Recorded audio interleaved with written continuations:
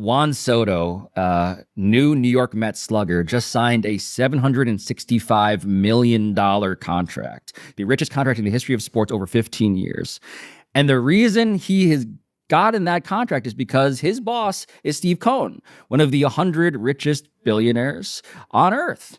We have gotten to a place where big money has, I think, begun to eat away at the fiction that sports was a mom and pop business in which we needed everybody to civically feel like we were on the same team. To be an athlete in professional sports and to watch them in the modern Coliseum is to watch something so alien from your day-to-day life that you're just trying to figure out, how can I watch this? Do I really need to pay an arm and a leg to watch it? And so we are testing the tolerance, I believe, of everyday Americans to support something that feels increasingly divorced from the thing they certainly their parents had signed up for, that they inherited as a matter of their fandom.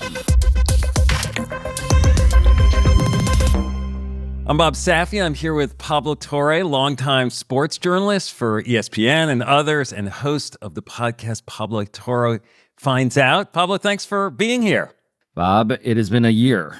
Yeah, there's been a bunch of sports-related, sports business topics that I want to ask you about. Big shifts in 2024 have implications for the year ahead. But first, I have to ask you, as a long-suffering New York Knicks fan, I know you have left the team, but do you think they're for real? Like, highest scoring team in the NBA? Is this something I can hang my hat on? Yeah, you've activated various traumas that I've done a lot of work to close. Frankly, Bob, sorry. I don't appreciate how we're starting this.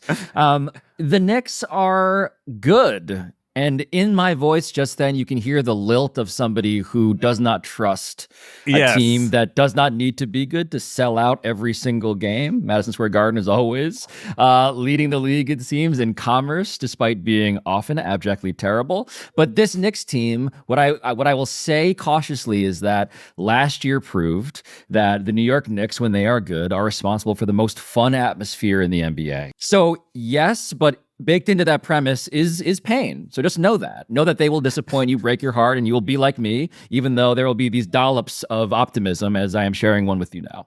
Let's dig into some big doings in sports business. Arguably the biggest happening this year was the rising attention and money for women's sports. I mean, 2024 is like the year women's sports finally broke into the mainstream. Caitlin Clark, key part of that, breaking records at Iowa, bringing a spotlight to the WNBA. How much of this year is like the Caitlin Clark effect, and how much was this was destined to happen? I think this is a yes and kind of situation here. Caitlin Clark, though, I want to begin with her because no professional athlete in America, I believe, and I think the numbers, forget my belief, the numbers will bear this out. Nobody individually has had more of an impact on an increase in eyeballs in terms of stuff they are associated with. We saw it at Iowa, as you referenced, where her NCAA tournament run broke records for ESPN basketball, period, which is to say, including the NBA. She outrated NBA games. Had a similar effect when it came to the WNBA draft, her entree into professional basketball, and then into her games with the Indiana Fever. And so Caitlin Clark is sui generis. I don't think anybody else has this effect, and that includes Patrick Mahomes, LeBron James, in terms of plug her into something and you suddenly have a thriving business based on her almost alone. But the second part is that this is a larger trend line for women's basketball, specifically women's professional basketball, the WNBA, that we've been tracking for years now. And so when it comes to the WNBA finals, for instance, it's worth noting that Caitlin Clark was not in those games. And those games had, I believe, 100% or so increase over last year and a similar jump from that year to the one before that. And so there is just something happening where the conversation, Bob, has gone from you should appreciate women's basketball because the game is fantastic and there is this culture that is underrated and all of that. That's the soft factor stuff. Now, it's more of a capitalistic proposition. If you care about business, you should be in the business of women's basketball because you make money. And that has been a truly a phenomenon that has taken root this year specifically. The WNBA inked a $2.2 billion broadcasting deal this summer, which was a huge leap for them. But the NBA's new deal is 35 times higher, 76 billion. Is WNBA viewership that much smaller? It's a fascinating thing. So the WNBA has basically been hiding underneath the umbrella of the NBA's rights deals since the inception of the league. And so what is happening and is going to happen in the next couple of years, the thing to sort of like earmark here in terms of just paying attention to the business of sports is the WNBA wanting to break out of that larger collective bargaining agreement, these multi-billion dollar rights deals. And you said, of course, the NBA just tripled its in the most recent deal for 10 years signed this fall. The WNBA has been inside of that, but the WNBA is saying, actually, we can stand on our own. And if we were allowed, this is a familiar business plea, you might recall, if we were just allowed to be spun off onto our own entity, we could make money that we have been throttled from being able to make. And so, yes, right now we're looking at some leading indicators like, okay, viewership is up. The cultural relevance has always been, I think, underrated, but that is certainly up. You have these stars. You have these transcendent stars now with more in the college pipeline, and the college game has also been more popular. And so we have yet to test this, but the players in the league and the WNBA are dying for this because that means that their salary scale, and by the way, it's still crazy. A rookie contract for the WNBA is about $80,000 at its ceiling right now, which is crazy. But that's what it is, given the current economics, which are a holdover from previous economics inside of the larger NBA deal. The spin out part of it, like, does the NBA not want to have to compete with the WNBA? Like, is that part of it? So it's been a relationship of mutual convenience. The NBA, to be very clear, has always been, again, I'm going to use some familiar patriarchal metaphors here. They've always been the breadwinner. The WNBA has been operating at a loss year after year after year, and that is still true today. And so the question is, what were to happen if the incentives were to change? What if they could eat what they killed? What if they could do that? And in that world, Bob, I think you're looking at a different economy. But to be very honest, the WNBA has benefited from hiding inside of the NBA's largesse. And now for the first time, that proposition, if you're a women's basketball player professionally, you want that to change. I know you're friendly with Sue Bird and Megan Rapinoe, legends in women's sports and sports overall. Yeah. What do you hear from them about where they think women's sports is? Does the WNBA have a sort of rollover effect to other women's sports, or is it all sort of all helping each other? I think it's certainly a larger phenomenon this year in terms of a larger awareness, people being like, wait a minute, this isn't what I was told it was, which was lame and lesser and JV and frankly not worthy of the time of somebody who goes to sports to watch the best compete. That has been true in the National Women's Soccer League, which has also been ascendant. Certainly true in basketball, as I said. But you talk to Megan and Sue and people who've been lifers, literally, I mean, have been playing these sports their entire life. And what they are reporting is a very funny thing and a sad thing in a way, which is they didn't used to be the cool kids. You know, like you would be trying to plead with people, please men, pay attention to us, almost as if it was a charity. And now they feel like there is actual economic momentum behind them. There's a real parallel phenomenon happening too, which is larger than just women's sports, which is we're living in an age of media in which you don't need to be the NFL to be profitable. You don't need to be the biggest thing to make money. The economy of individual media members with Substacks, right? I'll just reduce it down to the most granular level, right? We're all kind of OnlyFans creators at this point. Do you have an audience that wants to pay for your stuff?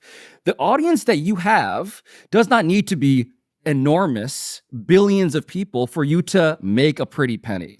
And in women's sports, what they're realizing is, wait a minute, we can play the sports that we've been playing this entire time and build an audience that is there for us. We don't need to be bigger than the NBA. We don't need to be bigger than the NFL. But if you are going to enable us to create a customer base that will pay on an ad hoc basis for the products we create, then suddenly we have a business in the age of the internet that didn't used to be possible when you had to go through, again, conglomerates that were trying to only service the biggest tents in American life. This sort of atomizing in some ways of the sports business, narrowing it down, as you're talking about it, it makes me think a little bit of the NIL boom in college, the name, image, and likeness deals for college athletes, which also kind of came of age this year. For listeners who don't know, can you explain what NIL is? Am I making the right connection here in what you're talking about? Completely. No, name, image, and likeness is the term of art. This was litigated all the way to the Supreme Court. College sports had been operating with a black market that throttled the earnings of workers responsible for multi-billion-dollar industries. And so name, image, and likeness was sort of the first step towards allowing those players to monetize their brands. So this is not quite, we are paying salaries to college athletes, because that, of course, is a bridge too far still, although that seems to be the next bridge to fall. What we're talking about is, would companies pay these individual athletes? Would boosters pay these individual athletes based on who they are, based on, yes, how good they are? And the answer resoundingly has been yes. And so, fascinatingly, some of the highest earners in college sports, which we assumed would have been the quarterbacks and the football players, have been female gymnasts, have been female volleyball players, right? These smaller sports for whom there is still certainly an online audience that can be monetized. And so, Bob, this is exactly the through line that we're talking about, is the internet has opened up and the law has now opened up revenue streams that were not available to quote unquote non-revenue generating sports, which is a kind euphemism for Olympic sports, which is another euphemism for women's sports. Now actually money is being able to be generated on the basis of being good and popular at those smaller sports too. I was thinking about this too in relation to the new college football playoffs with the new 12-team system. And I was looking this morning at sort of the brackets and thinking, oh, if you're a player on one of those teams, like you could have 3 or 4 nationally televised games in like a relatively short period of time. I mean, there is a big potential for some of those players to become even more famous, right? Celebritized. No question. We had on my show, Pablo Torre Finds Out, we interviewed the attorney for the class action suits that are representing a lot of players from days gone by who are saying, wait a minute, we were the stars of some of the most watched television shows annually in America. And so, yeah, if you're a player in this 12-team playoff, because again, there is nothing more inelastic in American life than a demand for football games. Absolutely, this is something that your boosters and sponsors and your monetizable internet followings are all salivating at, because this is yet more attention for you. Yeah, I mean, the way the college sports business is being impacted, a lot of universities are relying on college sports or college football and basketball to cover the cost of a lot of other sports. What's happening is, okay, you look at who's making money on a sport-by-sport basis in terms of the TV deals, the media rights deals, which are billion-dollar properties, and it's football, and then an enormous drop-off to basketball, and then an enormous drop-off again to these sports that are the Olympic sports, that are non-revenue generating in the way that I referenced before. And those sports, when it comes to who's funding that, when the market was throttled, when you could not pay players in this way, you had the ability, again, and this is a common theme I'm realizing as I talk to you, for these other sports to hide inside the umbrella of these larger deals. And now, because things are getting broken out and monetized individually, you're realizing, wait a minute, okay, does the American Olympic system actually have the same potential as it used to? Because the American Olympic system was the college system. Right. It was the University of Michigan. It was Stanford. Go down the line. These unpaid athletes, college football players now, because they weren't getting paid, allowing those resources to go towards the funding of swimming and diving and fencing and gymnastics and wrestling and down the line. And so everything is this incredibly arcane puzzle, and they all fit together, and now it's all getting blown up. Like a lot of other things, a lot of other sectors in American life, it's a lot easier right now to be a popular individual than a company that used to rely on these individuals to provide their bottom line. All I know is that in the world of college sports, the rule of thumb has always been to expect chaos. This has been a series of sports followed by obsessives with tribal investments, caring deeply about the actions of teenagers. And now you have seemingly a commensurate financial level of flux that is going to track right alongside those outcomes. You mentioned TV deals. I mean, they are the lifeblood of sports business, and streaming services are kind of ratcheting things up that much more. You've got Peacock scoring big with the Olympics, Amazon taking over some NBA coverage from Turner, Netflix has a slate of NFL games for Christmas. Not to mention that fabulous Jake Paul-Mike Tyson fight. I'm not sure if that's sports or not, but it does feel like we're at an inflection point in sports broadcasting. Are we? I mean, you've been with ESPN, so you're on this train already.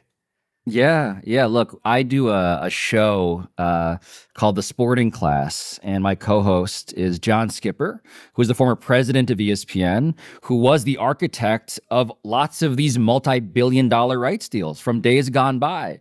And what John has always told me, and it is true, is that this was cable television and ESPN specifically, the greatest business in the history of media. And we can go through the reasons why, but you'd have cable bills paid by people who sometimes didn't even watch ESPN, who were paying premiums for ESPN, because that's how the technology of cable television on a linear basis worked. And now, in a world in which everything is a la carte, Bob, what you're describing is a series of individual decisions that we all are making. Do we want to subscribe to Netflix and Peacock and Amazon and Apple and Disney Plus and go down the line?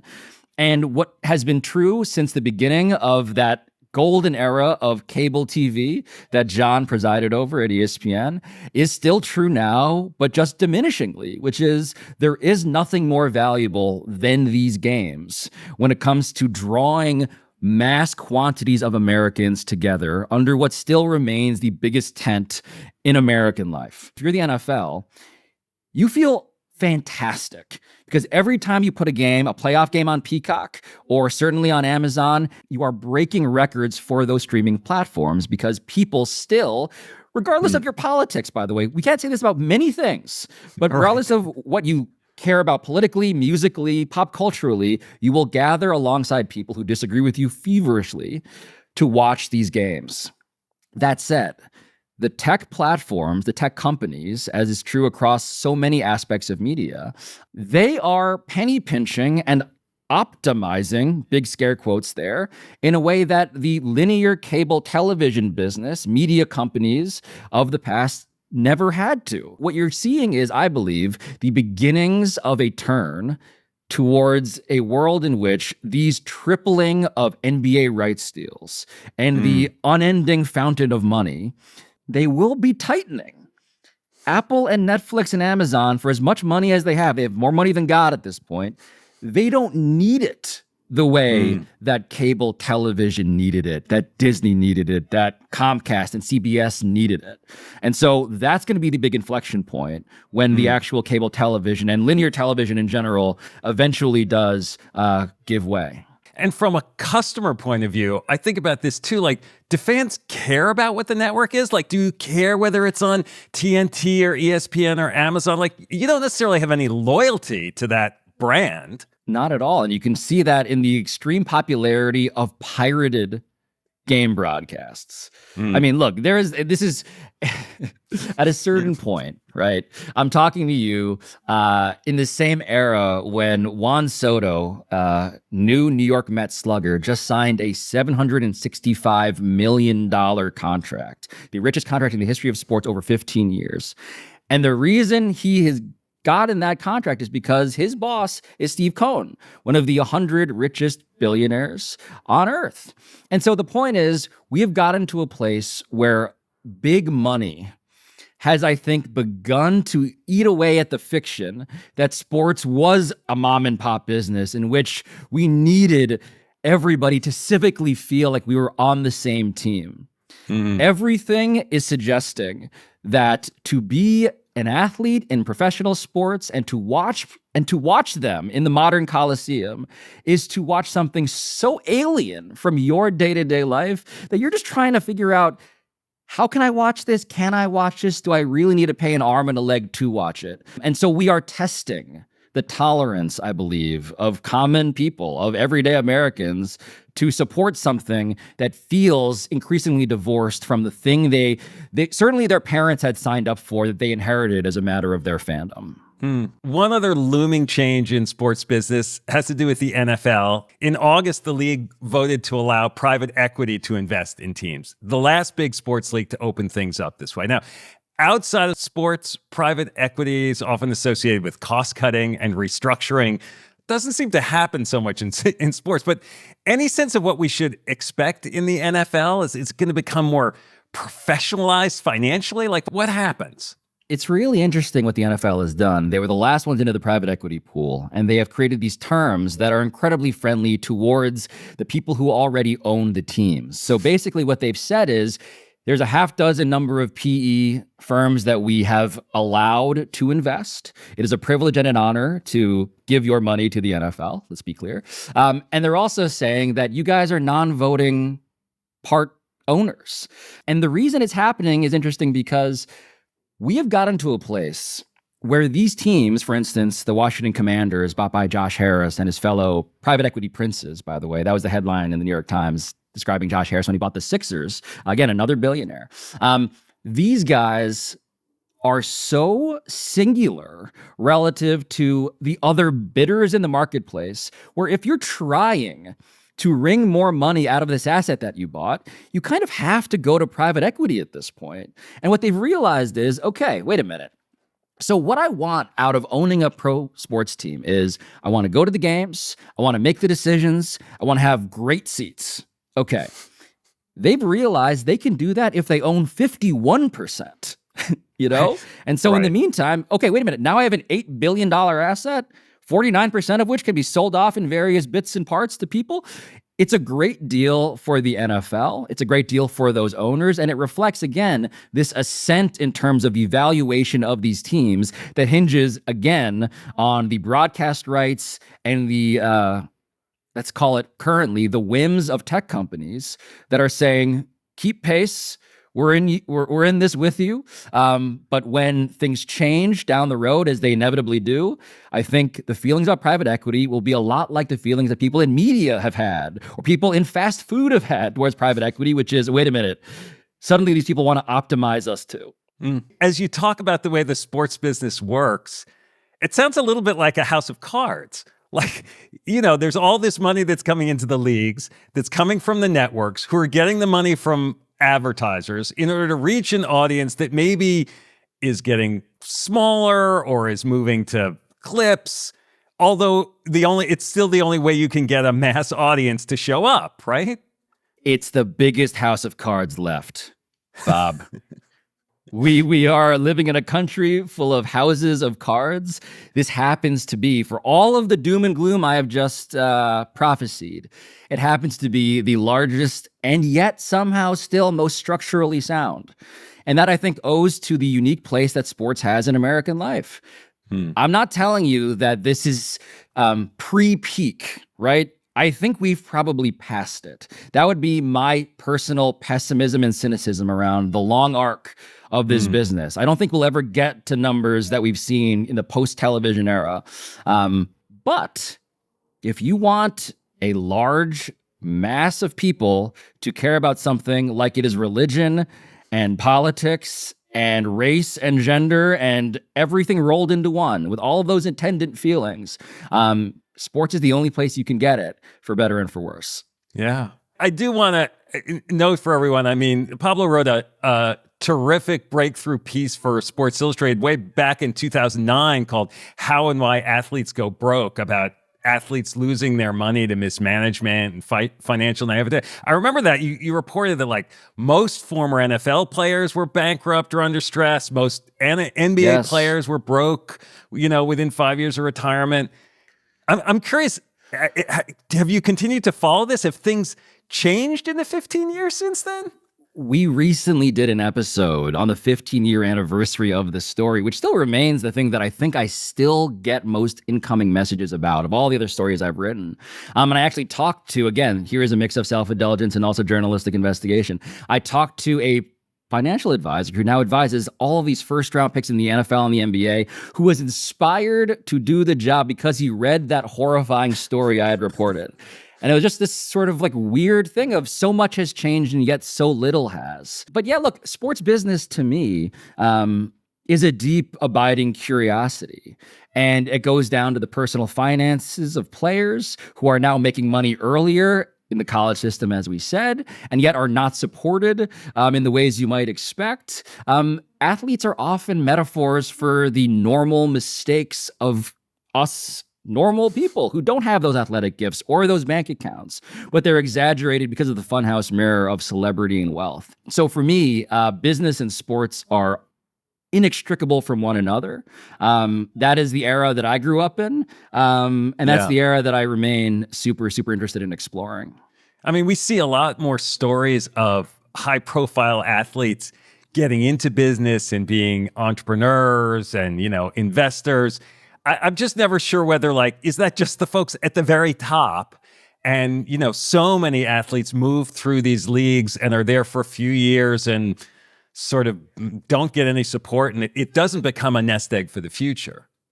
Yeah. I mean, look, the part about being an athlete, and this is the psychology that I found so compelling, the very thing that made them a professional athlete, which is a defiance of statistical chance, right? Vanishingly small percentages of people ever get to the point that they are at, which is to say maybe a bench warmer in the NBA or a second stringer in the NFL. And that same mentality for success, they are carrying that over into business. And so no second stringer thinks, you know what, I'm not LeBron James. Everybody is thinking to themselves, wait a minute, I also shouldn't be here. Why am I going to take an L because the numbers are telling me to? And that is, again, it reminds me of lottery winners, of course. It's a familiar syndrome in that regard. But then when you add to that the utter and almost dystopian transparency of earnings, where I can go and find out, wait a minute, okay, that guy in the NBA, that small forward that is otherwise anonymous is making $7.3 million a year and he has a trade kicker and I can get the forensic accounting of that person's contract, because sports, again, is not merely just rich people doing stuff. It's a thing where we all expect to have visibility into those decisions because we too are helping run these teams, or so the fiction goes. And so we know all of their intimate contractual details, which is not true of anyone else in business at that level, by the way. But we know exactly their contractual clauses. And so that also makes them, of course, targets and prey for predators who are realizing the things that made them so good at sports are actually, in many ways, very dissimilar, if not opposite, from the way they should be approaching personal finance. Is there a common mentality like that you see for sports owners as opposed to for athletes? Sports owners, the reason they get into it, they want to be seen as winners. One of the things that was so fascinating to me, I did a story once about the Philadelphia 76ers. And again, I'll spare the longer explanation here, but basically in the NBA, like many professional sports, if you lose more, you get a better draft pick. It's a funny form of socialism in an otherwise capitalistic enterprise. The worst get the most in order to level the playing field. And the Sixers, under Josh Harris, aforementioned actually, Apollo Global Management, what he decided to do was co-sign a plan to tank. We're going to lose games effectively on purpose to get the worst record for several years in a row. And in that way, we would get better draft picks and save our franchise. It was a better system that way. And his logic was not wrong. What was underestimated, though, was that people, these fans, cared so much more about the Philadelphia 76ers than they did about the cost of polypropylene or any of these other things that Josh Harris was trading. And he realized the public pressure on this, the attention and the spotlight, has made it so that my logical brain cannot function in the same way, which is to say that sports is both a beautiful thing, this metaphor for the human condition, especially among Americans. It is also something that eats away at your brain. And I caution everybody who looks to sports for those lessons, because sometimes sports is extreme in ways that you should not follow when it comes to lessons you want to apply in the rest of your life. It is a business, and it's run in business-like ways, and it has business impacts, And yet at the same time, it's emotional, right? And it has its own sort of reasons for being that even if you're trying to approach it in a financial way, you kind of can't. You get distracted. Yeah, go talk to the head coach of Ohio State right now, by the way, who has had a great season, and this program is rolling in money, and all of that is so. But he couldn't beat Michigan, the hated rival. Hasn't done it in 4 years, and that dude is probably going to get fired, right? And by the way, Michigan, whose new booster, Larry Ellison, who is just paid for the acquisition of the new star quarterback coming in next year as a freshman because his partner, his romantic partner in life, is a Michigan super fan. That's why that happened. That is not a logic that accompanies rational decision-making. That is a logic that accompanies mania. And the mania is the magic that is underpinning the entire economy that sometimes is anti-economic. Last question. Is there a 2025 sports event that you're most looking forward to? It's like the Super Bowl in February, FIFA Club World Cup this summer, the launch of League One women's professional volleyball in January. Is there something that sort of gets your heart going? Yeah, look, I am looking at, so the World Cup, when it comes to America, looking way ahead in the future. Soccer is a fascinating thing. Soccer is easily the most popular sport in the world. It has always been the sport of the future in America for about 3 decades running. At some point, it'll get to us. Bringing it actually geographically to the United States and to North America, Mexico included, Canada. It's probably the greatest test of a hypothesis that lots of people have been trying to monetize for decades now. So I'm looking forward to that. And I'm always looking forward to the fact that the New York Knicks are going to convince a lot of people that this is totally fine to root for and you should do it. And then you're going to realize as you leave Madison Square Garden one day, I've made a horrible decision. Well, Pablo, this has been great. Thanks so much for doing it. I really appreciate it. Bob, thank you for forcing me to reflect upon the industry I have chosen.